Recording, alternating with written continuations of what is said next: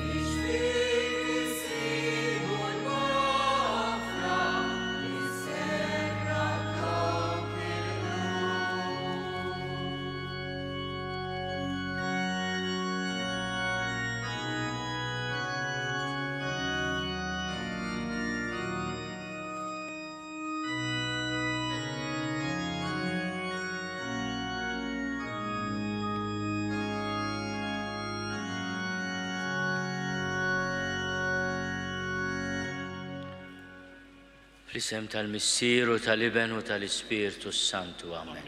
Il-paċi ma'kom. Mill-parroċċa ta' San Pawl ir-Rabat qegħdin niċċelebraw it-tielet Ħadd tal-Avvent. Il-ħarf l-avvent meta l-Knisja tfakkarna fil-ferħ ta' dan l-istaġun. L-istennija tagħna mhijiex stennija ta' ansjetà imma stennija ta' ferħ.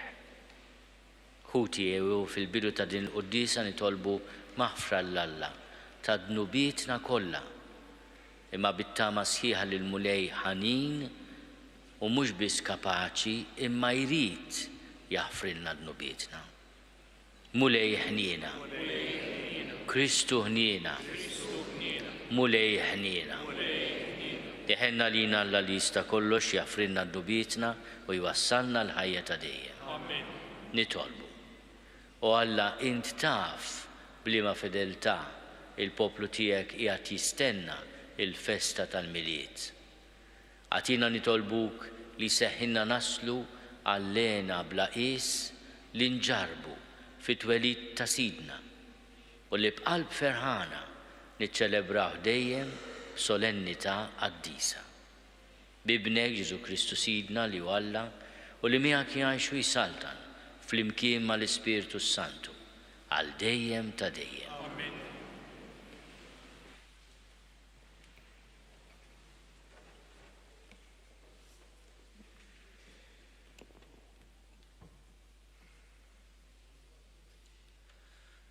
Qari mill-ktieb tal-profeta Eżajija. Ħajjifirħu d-diżert u l-art maħruqa, ħajjifraħ ix-xari u jwarrat, ħajwarrat bħaranċis. Ħatifraħ fuq li tifraħ, taqbes u tanni. Sebħ il-Libanu jingħata lila, il-ġmiel tal-Karmel u ta' Saron. Qed jaraw is-sebħ tal-mulej, il-ġmiel tal-Latana. Qawwu l-idejn mitruħa, saħħu l-irkobtejn imreda. Ejdu lil dawk b'qalbhom imbeżza, għamlu l-ħila, la tibżawx. Araw, Alla tagħkom ġej jitħallas, il-ħlas ta' Alla wasal, u stess ġej biex isalvakom. Imbagħad jinfetħu għajnejn il-omja, jinfetħu idnejn it-torox. Imbagħad it-zopp jaqbeż bħala żiela u l-sin l-imbikma jinħall bil-ferħ. Jerġgħu lura il-mifdijin tal-mulej u jidħlu f'Sion jgħidu bil-ferħ, ferħ ta' dejjem fuq rashom. Il-ferħ u lena jiksbu u jgħibu swit il-qalb u l-krib. Il-kelma tal-mulej. Ejja mulej ħassalvana, fl-imkien mulej ħassalvana. Il-mulej iżom kelmtu għal dejjem, jagħmel ħaq lil maħqurin u jagħti l-ħobs lill-imġewħin, il-mulej jeħles lill-imjassrin, fl-imkien ejja mulej ħassalvana. Il-mulej jiftaħ għajnejn il-omja, il-mulej jerfa' lill-milwijin. Il-mulej iħobb lill-ġusti, il-mulej ħares lill-barranin, fl-imkien ejja mulej ħassalvana. U jżomm lill-iltim u lill-armla, imma l-ħżiena iħarbtilhom triqathom. Il-mulej isaltan għal dejjem, Alla tiegħek Sion, minn nisel għal nisel, fl-imkien ejja mulej ħassalvana.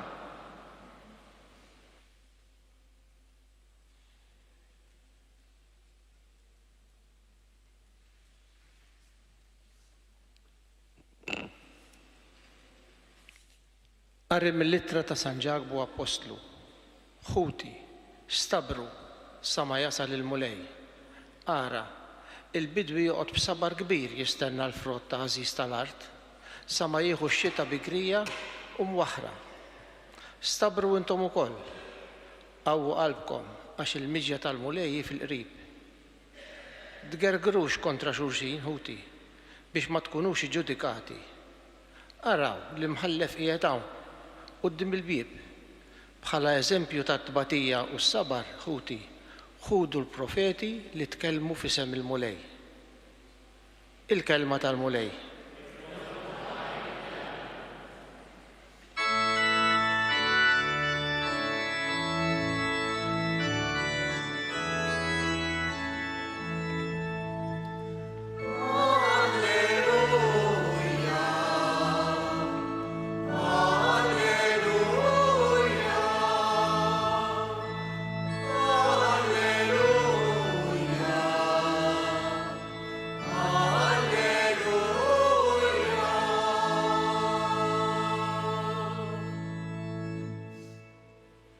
l-ispirtu ta' Sidi l-mulej fuqi għax il-mulej ikkonsagrani biex inwassal il-bxara tajba lill-fqajrin.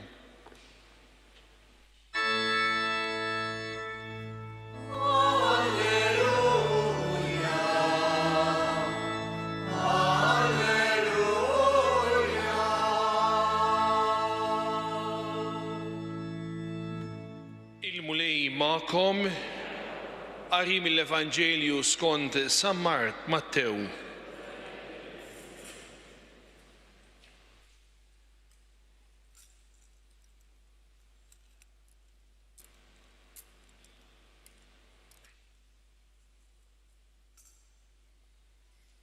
F'dak iż-żmien Ġwanni li kien fil-ħabs sema bl-emejjel tal-Messija u bat għandu 2 mid-dixxipli tiegħu u qallu: Inti huwa dak li għandu jiġi jew nistennew il-ħadd ieħor? Ġesu wieġeb u qalilhom: Morru għatu lil Ġwanni l-aħbar ta' dak li din tisimgħu u taraw. L-omja jaraw, it-sopop jimxu, il-lebrużi jfiqu, it-torox jisimgħu, il-mejtin iqumu, l-Evanġelju jixxandar lill-foqra.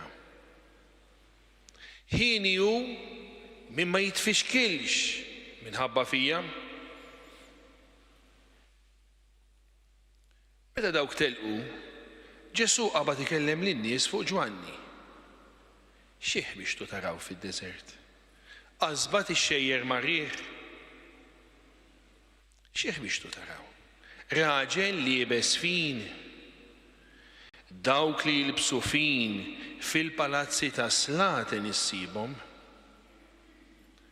Mela xieħ biex tu taraw? Profeta?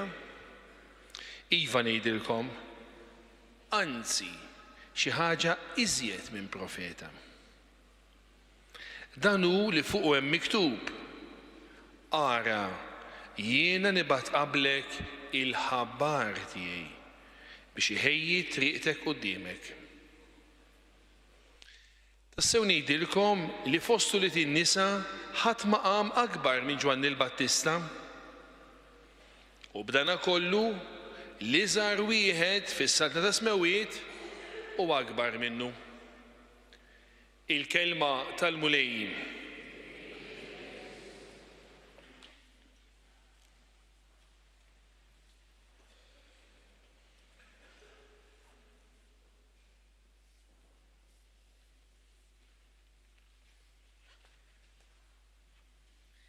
Aħna nippreparaw b'entużjażmu anke b'istennija għal-miliet ta' min nilqgħu il-kelma li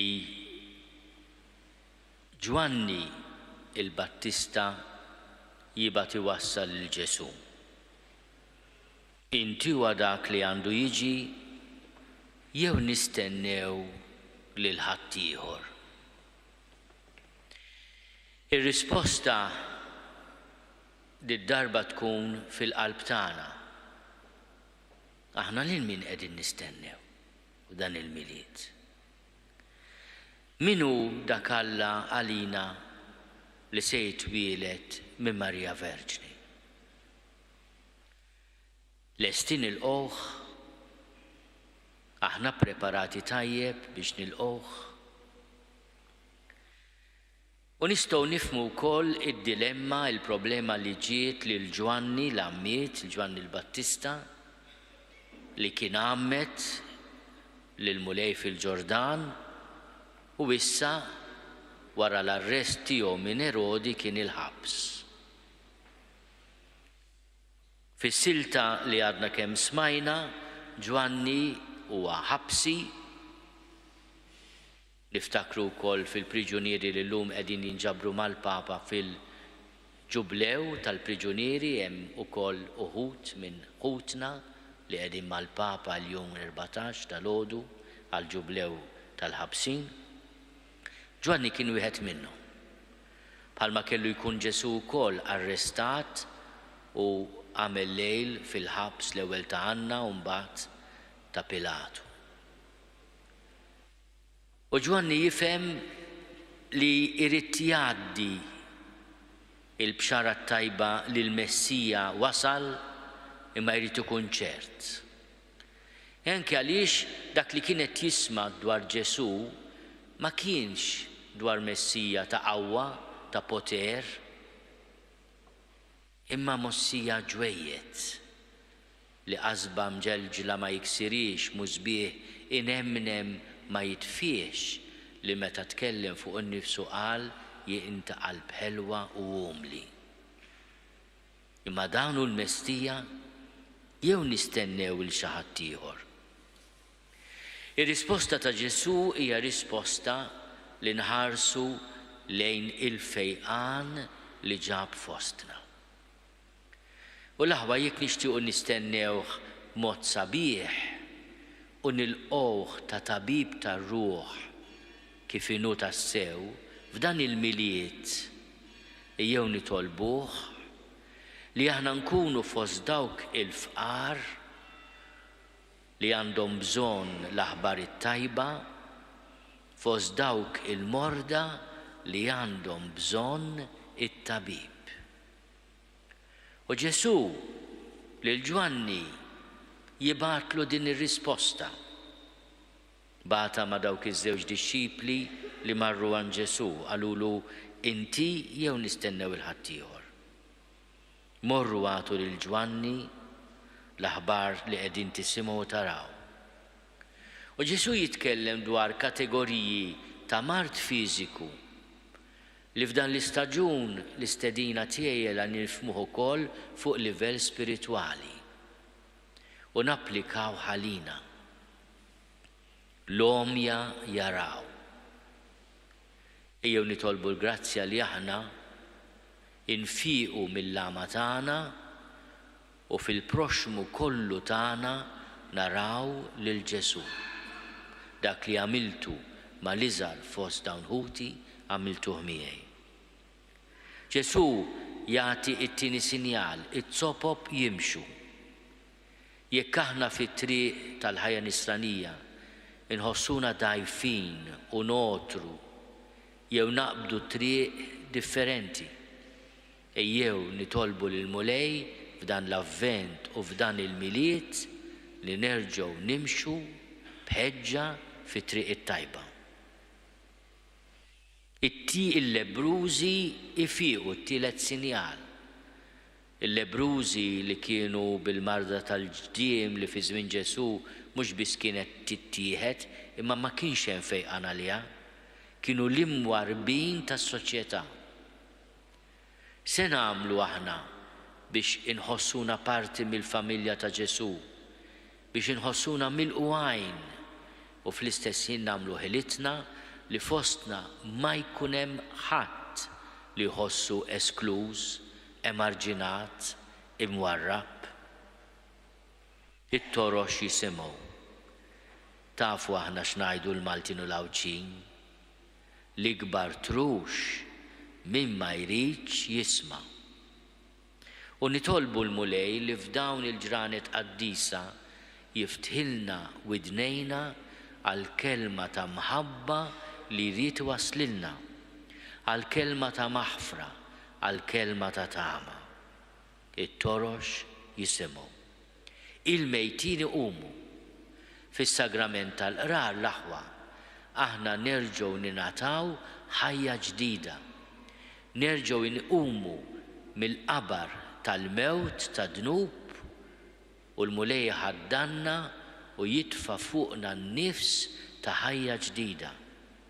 Kemm tkun ħaġa sabiħa li biex nippreparaw tajjeb għal dan il-miliet nersqu li s-sagramenti tal-fejqan li jagħtuna d-dawl isaħħulna saqajna biex nimxu fit-triq it-tajba, jilqgħuna mill-ġdid fi ħdan il-Knisja, jiftħulna widnejna għal kelma tal-imħabba u tal-ħniena, jerġgħu jagħtuna ħajja ġdida.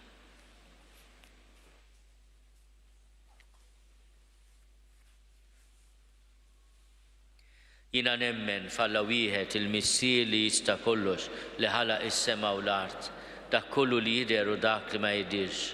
U f'Mulej wieħed Ġesu Kristu iben waħdini ta' Alla, imnissel minn missier qabel kull żmien. Alla minn Alla, dawl minn dawl, Alla veru minn Alla veru, imnissel mhux magħmul, natura waħda mal-missier u bih sar kollox. Niżel mis-smewwiet għalina l-bnedmin u għall-fidwa tagħna. U ħal-ġisem bis-seta tal-Ispiritu Santu minn Marija Verġni u sar bniedem. Salbuh għalina b'għatna Ponzju Pilatu, mietu difnuh, u fit-tielet jum qam minn bejn l-imwiet skont il-kolba mqazza. U tela s-sema u qiegħed fuq l-lemin tal-missier, u għandu jerġa' jiġi bil-glorja biex jagħmel mill-ħajjin u mill-mejtin, u s-saltna tiegħu ma jkollix tmiem. U fl-Ispiritu Santu Mulej li għatil li ġej mill-missier u mill-liben, li hu meqjum umweġġ fl-imkien mal-missier u mal-liben, u li tkellem fom mill-profeti. U fi Knisja waħda qaddisa kattolika apostolika li sqarma mudija waħda l-maghfra tad-nubiet u nistenna l-qawma mill-imwiet u l-ħajja ta' żmien li ġej. Amen. Uti imqawin bit-tama mimlijin bil-ferħ ejju resqu t-talb tagħna quddiem il-missier li tolbu għall-Lusija tiegħu l-Papa l-jum 14 u għal-ħutna l-ħabsin li llum qegħdin jiċċelebraw il-ġublew tagħhom miegħu ġewwa Ruma. Nitolbu. Ismana nitolbu Mulej. Nitolbu għalina biex dan il-miliet ikun għalina miliet ta' fejqan spiritwali ta' diġdid fir-ruħ. Nitolbu. Ismana nitolbu Mulej.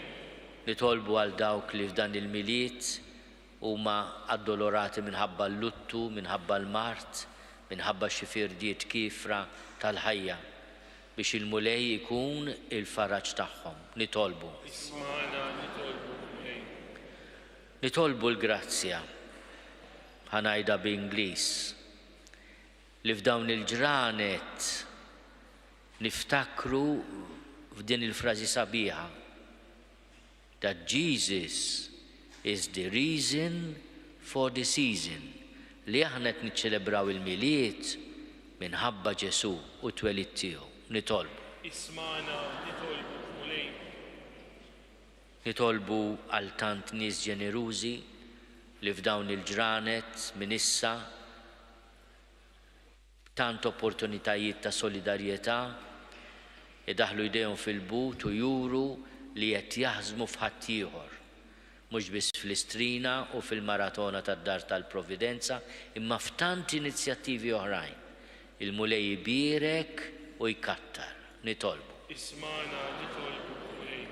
Slima għalik Marija, bil-grazzja mimlija il-Mulej miegħek, imbierka inti fost in-nisa, imbierek il-frott tal-ġuf tiegħek Ġesu. Qaddisa Marija Alla, itlob għalina mid-inbin, issa u fis-sija tal-mewt tagħna. Amen.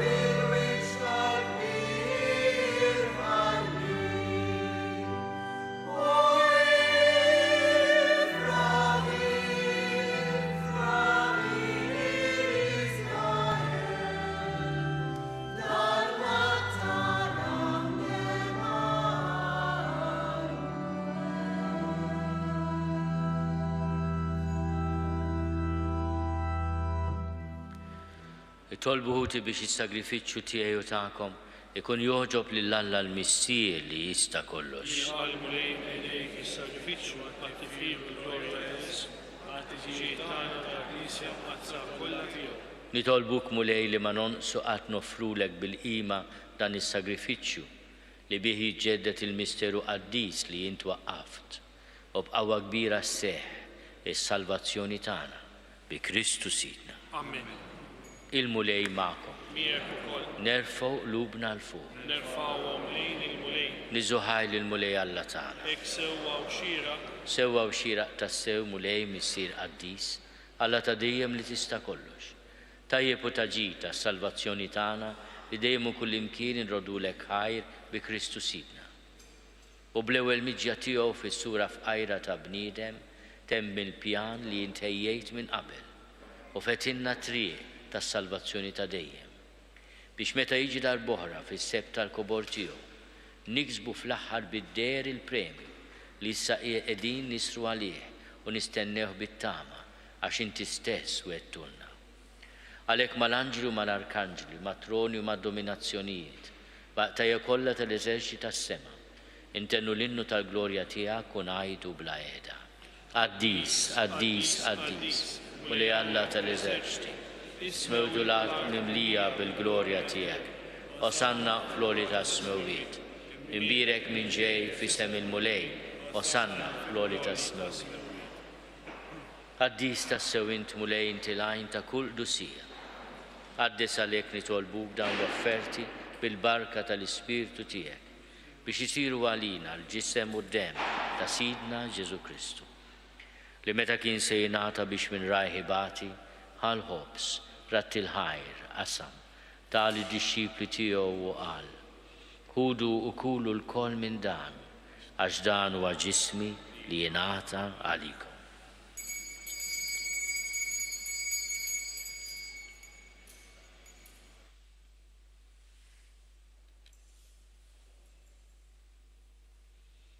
Ekk ukoll wara l-ikla ħal-kalċi reġa' ratti l-ħajr tali d-dixxipli tiegħu u qal: ħudu u jxorbu minnu l-koll għax dan huwa l-kalċi ta' demmi tal-patt il-ġdid li jibqa' għal dejjem. Id-demm li jxerret għalikom u għall-bnedmin kollha għal maħfra ta' dnubiet. Għamlu dan tifkira tiegħi.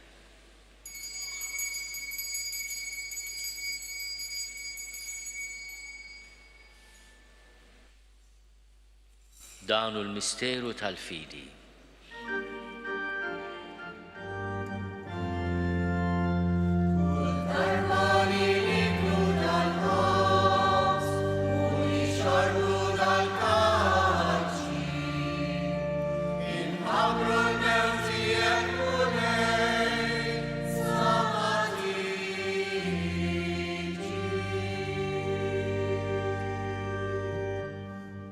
Għalhekk aħna nagħmlu dan tifkira tal-mewt u l-qawmien ta' Sidna Ġesu Kristu.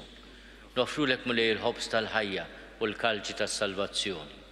U rrodulek ħajra xogħġbok tilqana hawn quddiemek biex naqduk. U miċ-ċokontana nitolbu li l-Ispirtu Santu jaqadna f'ġisem wieħed lilna li nieħdu sehem il-ġisem u d-demm ta' Kristu. Ftakar mulej fil-Knisja tiegħek imxelda mad-dinja kollha. Wettaqa fl-imħabba fl-imkien mal-Papa l-jum miegħi għaddej tiegħek mingħajr ma jistħoli mal-Isqof Joseph li qed jgħinni mal-Isqof Anton u mal-Ministri tiegħek kollha. Ftakar ukoll f'ħutna li raqdu bit-tama tal-qawmien, ftakar fil-mejtin kollha. Daħħalhom quddiemek fid-dawl tas-sebb tiegħek. Ħenna lina l-koll nitolbuk ħati lilna wkoll il-wirt tal-ħajja ta' dejjem. Flimkien mal-Veġni Mqazzom Malla Marija, mal-Arrus tagħha San Ġusepp, mal-Apostlu missierna San Pawlu l-qaddisin kollha li jgħixu fil-ħbiberija tiegħek sa mill-bidu tad-dinja, għamel li magħhom infaħruk u sebħuk b'Ġesu Kristu ibnek. Bi Kristu ma' Kristu fi Kristu, jingħata lilek Alla missieri tista' kollox flimkien mal-Ispirtu Santu kull ġieħu glorja għal dejjem ta' dejjem. Amen.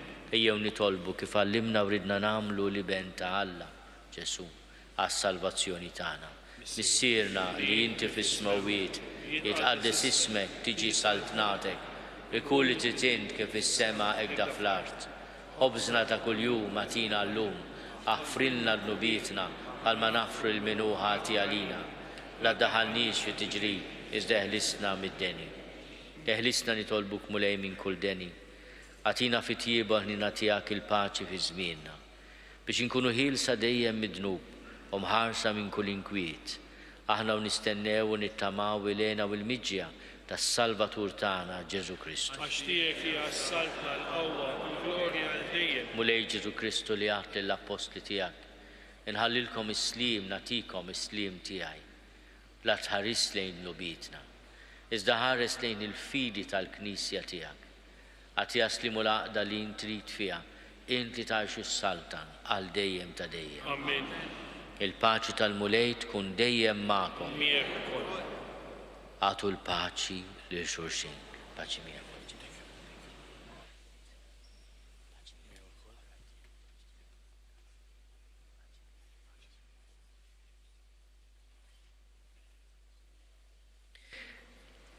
Il-ġisem fl-imkien mad-dem ta' Sidna Ġesu Kristu ikunu jiswew lilna li se nitqarbu bihom għal ħajja ta' dejjem.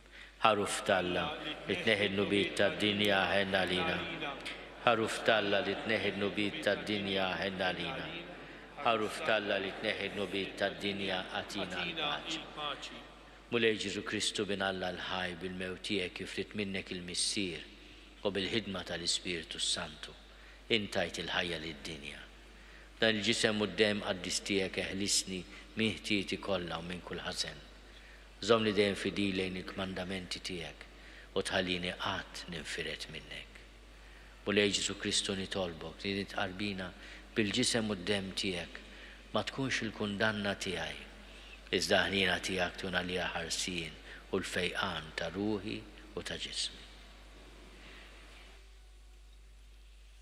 Dan hu l-ħaruf talla, dan hu li neħed nubiet tad-dinja. Ħenjin dawk li huma mistiedna għall-ikla tal-ħaruf. Mulej ma jistolix tidħol ta' is-saqaf tiegħi, iżgħid biss kelma waħda u ruħi tkun infejn.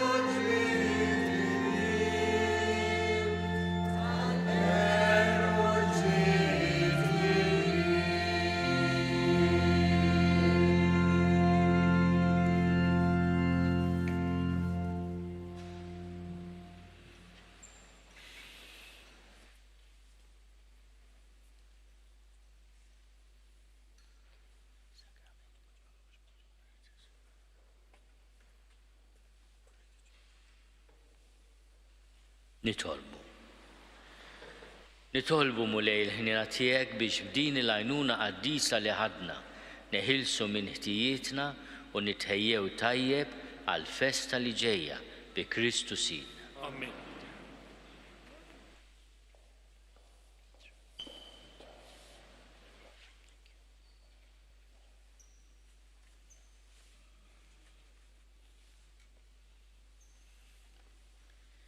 Nixtieq nirringrazzja ħafna lill-Arċipriet Father Joe, lill-Father Carl Andrew, lill-Father Joe Sadni wkoll tal-li konċelebraw miegħi illum minn din il-parroċċa għażiża antikissima. Nawgura lil kulħadd preparazzjoni sabiħa għal dawn il-ġranet għad-disa tal-miliet. Il-mulej magħkom. Iberikkom Alla li jista' kollox, il-Missier u l-Iben u l-Ispiritu Santu. Amen. Morru fil-paċi ta' Kristu. Iroddu ħajja mill-Alla.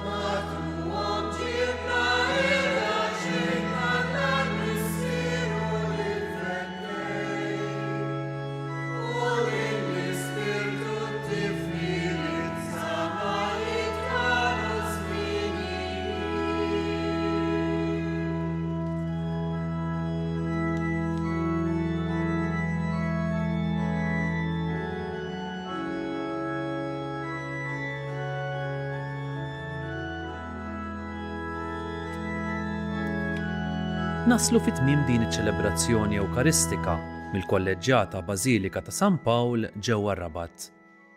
Ejjew nitolbu flimkien. Ejja, Divin Messija, dawwa lil qlub tagħna sabiex jarfu iż-sbuħija tar-rispett reċiproku, tal-verità u tal-fiduċja sħiħa fik. Dan nitolbuh bl-interċessjoni ta' Omna Marija, Om Ġesu Kristu u Om l-umanità kollha. Amen. Infakrukom li kull min jixtieq jgħin lill-Arċidjoċesi ta' Malta tkompli ħidmietha bix-xandir tal-Qudies jista' jagħti donazzjoni online jew permezz ta' ċekk indirizzat lil Arċidjoċesi ta' Malta. U iktbulna li d-donazzjoni tagħkom hija għal dan il-għan.